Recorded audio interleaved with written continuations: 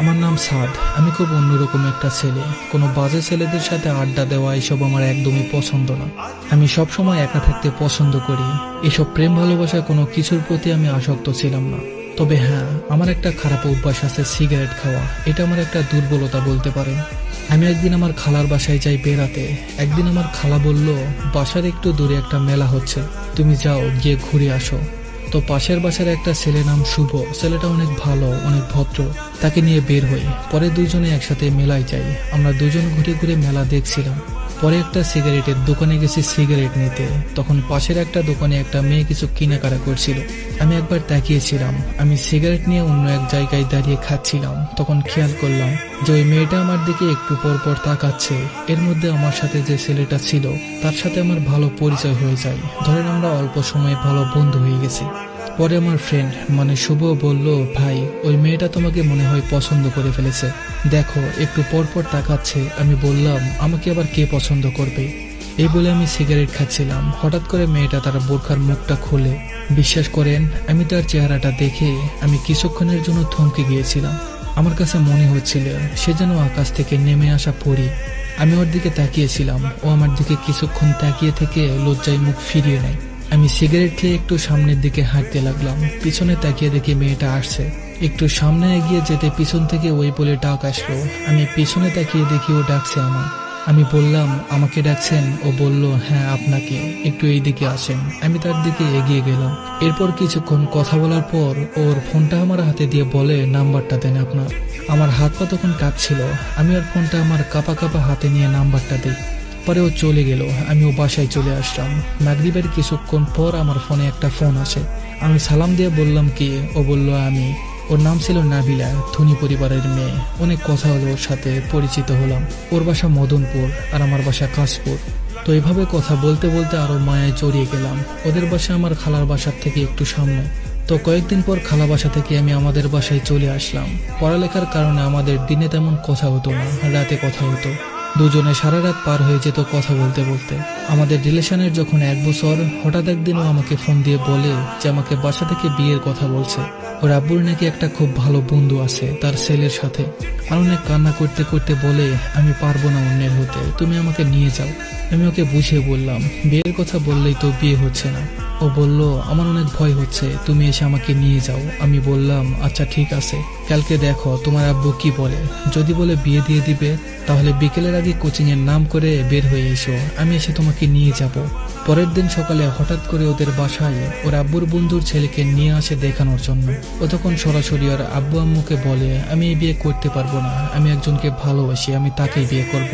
পরে ওর আব্বু ওকে অনেক মারধর করে। পরে বলে, আচ্ছা ঠিক আছে, তুমি রেডি হও, ওরা দেখে যাক, পরে না হয় না করে দিব।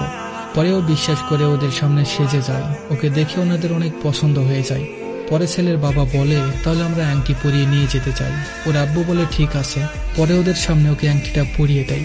ও আমাকে ফোন দিয়ে অনেক কান্নাকাটি করে আর আমাকে সবকিছু বলে। আমি বললাম, ঠিক আছে, তোমার কিছু জামা কাপড় নিয়ে আমি একটা জায়গার নাম বলছি, ওখানে আসো, আমি আসছি। ও বলল, আচ্ছা ঠিক আছে। পরে তাড়াতাড়ি করে কিছু টাকা নিয়ে বের হয়ে গেলাম। আমি আমার বলা জায়গায় দাঁড়িয়ে থাকি। দুপুর 2টা থেকে দাঁড়িয়ে থাকতে থাকতে প্রায় সন্ধ্যা হয়ে যায়, কিন্তু ও আর আসে না। আমার ফোনও ধরে না, আমার মেসেজের কোনো রিপ্লাইও দেয় না। পরে আমি বাসায় চলে আসলাম আর ভাবলাম, ও হয়তো ওর বাসা থেকে ওর আব্বুর জন্য বের হতে পারেনি। আমি পাগলের মতো ওকে ফোন দিচ্ছি, কিন্তু কোনো রিপ্লাই নেই। পরে রাত 11টার পর আমাকে অন্য একটা নাম্বার থেকে ফোন দেয়। আমি ফোন ধরতেও বলে, আমি নাবিলা, এটা আমার আম্মুর ফোন। আমার ফোন আমার আম্মু নিয়ে গেছে, ওরা ঘুমিয়েছে, তাই না বলে আম্মুর ফোন দিয়ে ফোন দিচ্ছি। পরেও আবার কান্নাকাটি করতে শুরু করে। আমি বললাম, কান্না করো না, আল্লাহর উপর ভরসা রাখো, সব ঠিক হয়ে যাবে। কিন্তু ও তাও মানছিল না। ওর একটাই কথা, তুমি আমাকে নিয়ে যাও, না হলে আমি মরে যাব। আমি তোমাকে অনেক ভালোবাসি, তোমাকে ছাড়া বাঁচবো না। কিভাবে বাঁচবো? তুমি তো আমার জীবন। জীবন চলে গেলে কিভাবে বাঁচা যায় বলো? ওর কথাগুলো শুনে আমার চোখ দিয়ে পানি ঝরছিল। আমি বললাম, কালকে তুমি বাসায় না বলে চলে এসো, আমরা দূরে কোথাও চলে যাব। ও বলল, আচ্ছা ঠিক আছে। পরে আমি আমার খালার বাসায় আন্টির ছেলের সাথে যে পরিচয় হয়েছিল ওকে ফোন দিয়ে সব বলি। ও বলল, আচ্ছা দেখি কি করতে পারি। ও খোঁজ নিয়ে জানলো যে ছেলের সাথে ওর বিয়ের কথা চলছে, ওই ছেলেটা অনেক খারাপ। এলাকার মধ্যে নেশা করে মেয়ে নিয়ে অনেকবার ধরা পড়েছে। আমি আমার ফ্রেন্ডকে সব খুলে বললাম, ওকে নিয়ে পালানোর কথাও বললাম। ও বলল আচ্ছা ঠিক আছে। তো আমি ভয়ে ভয়ে ওর আম্মুর নাম্বারে একটা মিস কল দিই। কিছুক্ষণ পর ব্যাক করে। আমার ফ্রেন্ডের কথা বললাম, ও তোমাকে কালকে বের হয়ে আসার সময় নিয়ে আসবে, আমি সব বলে দিয়েছি। তো পরের দিন সকাল 8টায় আমি আবার গিয়ে দাঁড়িয়েছিলাম, কিন্তু সেদিন ও আসেনি। আমি আমার ফ্রেন্ডকে ফোন দিলাম আর বললাম তুমি একটু ওদের বাসায় যাও, ওখানে দেখো ওকে দেখা যায় কিনা। তখন প্রায় 12টা বেজে গেছে। কিছুক্ষণ পর আমার ফ্রেন্ড আমাকে ফোন দিয়ে বলল, ভাই ওদের বাসার নিচে অনেক লোকজন, সবাই সেজে আছে। আমি ভাবলাম হয়তো ওদের বাসায় মেহমান আসছে, তাই বললাম আচ্ছা ঠিক আছে, তাহলে তুমি চলে যাও। আমি আরো কিছুক্ষণ অপেক্ষা করে বাসায় চলে গেলাম। এর কিছুক্ষণ পর আমার নাম্বারে একটা অচেনা নাম্বার থেকে কল আসে। ফোনের উপাস থেকে কান্নার সুরে বলতে লাগলো, আমি নাবিলা, আজকে আমার বিয়ে। আমাকে জোর করে আটকে রেখেছে। আমি কি করব কিছুই বুঝতে পারছি না, তুমি কিছু করো। তখন আমি কি করব কিছুই বুঝতে পারছিলাম না। আমি আমার বন্ধুকে বললাম তুমি ওদের বাসায় যাও, কিন্তু ও গিয়ে কিছুই করতে পারলো না। ওর বিয়ে হয়ে গেছে ততক্ষণে। ওর বিয়ের কথা শুনে আমার পায়ের নিচ থেকে মাটি সরে গিয়েছিল। পরে নাবিলা ওর শ্বশুর বাড়ি চলে যায়।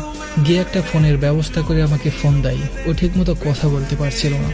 আমি কান্না করতে করতে বললাম, তোমার আর আমার একসাথে থাকা আমাদের ভাগ্যে ছিল না। ও বলল তুমি আমাকে নিয়ে যাও, না হলে আমি আত্মহত্যা করব। আমার তখন মনে হচ্ছিল যে আমার বুকটা ফেটে যাবে, তাই ফোনটা কেটে দেই। পরে সারা রাত কান্নাকাটি করি।